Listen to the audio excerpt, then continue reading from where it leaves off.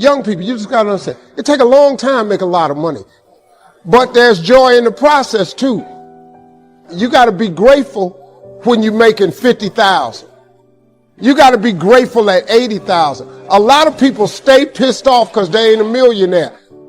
If you pissed off where you are right now, you'll never be a millionaire. The more you're grateful for, the more God will give you to be grateful for. Instead of complaining about what's going on. Man, I got to go to work today. Man, I got these kids. Remember when you wanted a job?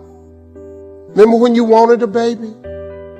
You know what I learned? You can't cry about what's on your plate when your whole goal was to eat. The moment you start showing God more gratitude, he'll give you more stuff. What he do is, he's not going to keep giving you stuff if what you got you can't handle already. You kill more blessings by not being grateful. That's the number one blessing blocker, lack of gratitude. That's the number one reason I have what I have, and that's the number one reason why I'm going to get more. Listen to me, y'all. Wake up every day and start being grateful. Don't check your phone first. Wake up every morning and just start thanking him for just your life, your kids, your food, your clothes, your money, your husband. And then immediately after that, you'll have a better day. He start giving you more stuff. There's this thing people think that like, I'll be happy when. Once I get like this amazing home, or once I get this relationship or an amount of money, then I'll allow myself some happiness. The problem is the finish line always moves. The other part is people think, well, if I enjoy myself now, I'm going to lose my drive. The truth is there's no correlation between the two at all. Between you feeling complete pain all the time and losing drive. And so really the best example of that would be like if you've ever, if I bite into a great piece of steak, you take that first bite, it's like complete bliss. There's no correlation between how great that tasted and your lack of desire for the next bite. In fact, that bliss causes you to want more of it. It's important that we celebrate our wins. We celebrate our lives because it causes us to want the next bite. And so for me, I want to live in a state of being grateful and blissful now, not waiting for some future place or date that may never arise. I had a really good friend of mine. I went to lunch and he said, I don't know who this guy is here. And he goes, let me ask you a question. Right now, what are you grateful for? And at the lunch, I said, nothing, brother. There's nothing good in my life right now. As I'm mouthing these words, two people walked in with an older man. Both of them clearly were fighting cancer somehow. Both walked by our table and gave me the warmest smile as a stranger. And he goes, that's pretty freaking pathetic. You can't find anything in your life to be grateful for right now? Because if you can find things to be grateful for in that space, man, is your life going to be rich when there really are external things to be grateful for. And what happens is there's this reticular activating system in our brains. All of a sudden, all these things start to come into my awareness that I'm grateful for. I started to see things to be grateful for. Choose to be happy in spite of life's challenges. Life changes every day. Sometimes things will be going your way. Sometimes it won't work so well. Sometimes you'll have your health, you're feeling good, and there's some things that can happen to you in life that can take all of that from you. Life always changes. But you can choose in the midst of all of this that's going on to be happy in spite of it. Viktor Frankl, he said the last of the human freedoms to choose one's attitude in any given set of circumstances, to choose one's own way. Douglas Matlock has a poem I love. He said, sure, this world is full of trouble. Lord, I've had enough and double reason for complaint. Rain and storm have come to fret me. Skies are often gray. But say, ain't it fine today? What's the use of always keeping thinking of the past? Each must have his tribulation, water with his wine. Trouble? I've had mine, but today is fine. It may rain again tomorrow. It may rain, but say, ain't it fine today? Ain't it fine today?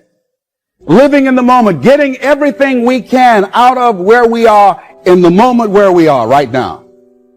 The other thing is, willingness to let people and things go, especially if they want to go. When they're no longer good for you, just let them go. Just to hold on tenaciously really doesn't make really good sense, all right? Next thing is face the truth about life and deal with it. In order to have a fulfilling life, knowing that things are going to happen, expect the unexpected. Everything that happens, use it for your upliftment. What can I get from this? How did I end up here? What's the blessing in this for me?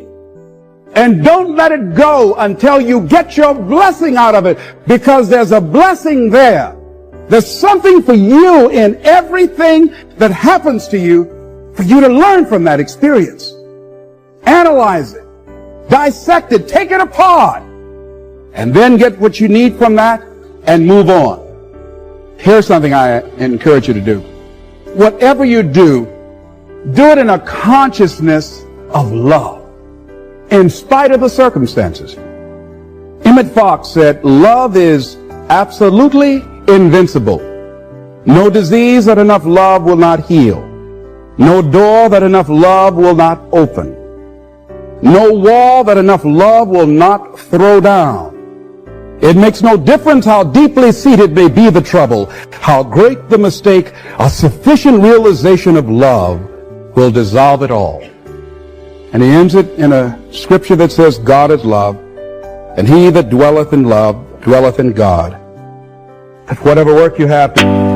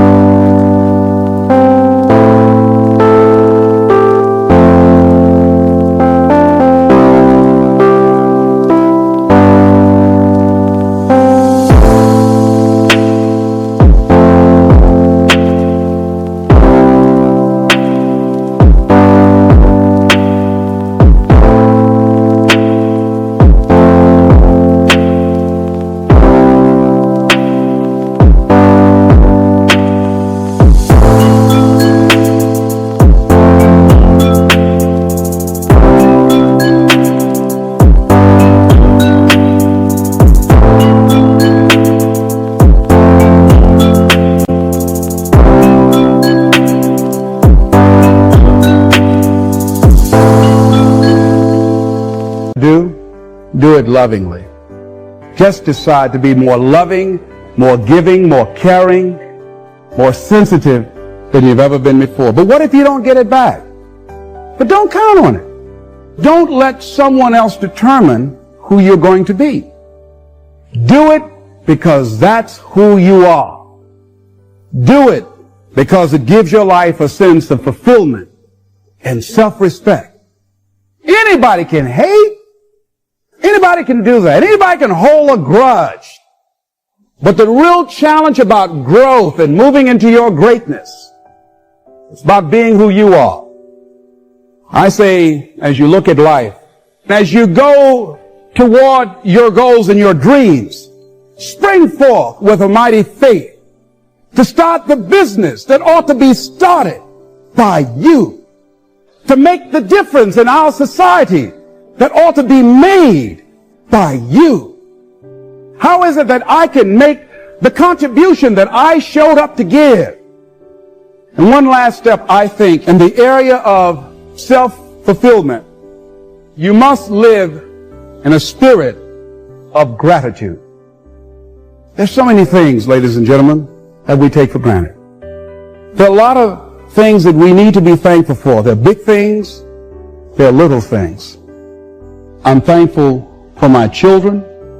I'm thankful for the life that I live and for the people who have enriched my life. You can't wait till you receive the promise. You have to thank God that the answer is on the way. Don't talk about how you feel. Say, thank you that I'm healthy. Thank you with long life you're satisfying me. In your finances, maybe you're struggling.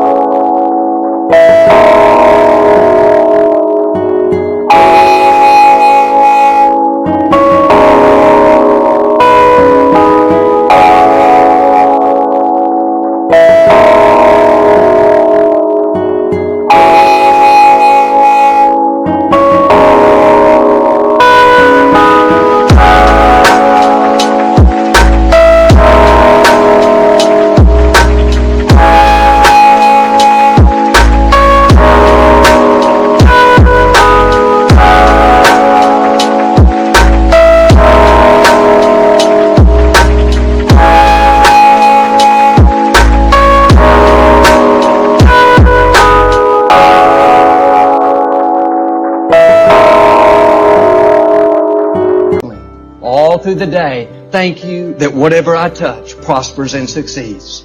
Thank you that your favor surrounds me like a shield. When you thank God in advance for the answer, that's what keeps you encouraged. You're not going to stay determined if you're talking about how bad it is. God, you said you wanted me to be blessed, but my business is so slow. No, switch over into praise. Business may be slow, but Lord, I want to thank you that you prosper me even in a desert. Praise makes you strong. Praise keeps you moving forward. I'll thank God after business picks up, after I see the solution.